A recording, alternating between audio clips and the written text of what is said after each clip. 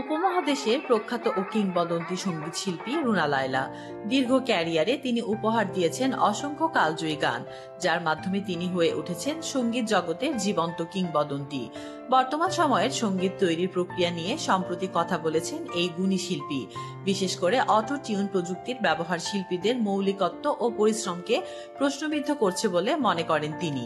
রুনা লায়লা বলেন, auto tune দিয়ে এখন যে কেউ গান গাইতে পারে, সো এটা বললেই আপনি বুঝতে পারবেন যে এটা আমার পছন্দ না অপছন্দ।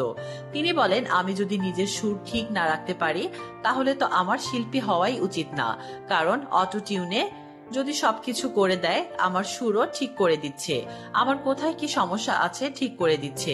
আমি একটা মুখে গাইলাম, তারপর আর মুখ গাইলাম না, ওটাই লাগিয়ে দিল আগে পিছে করে।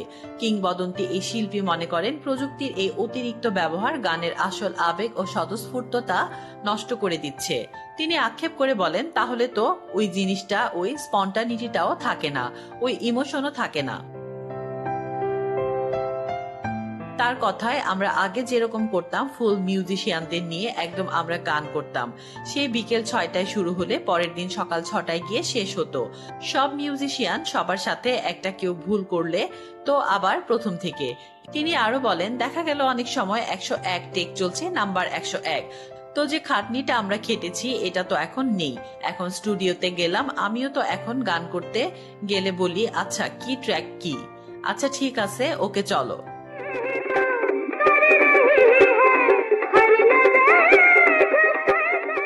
শিমু, SBS বাংলা।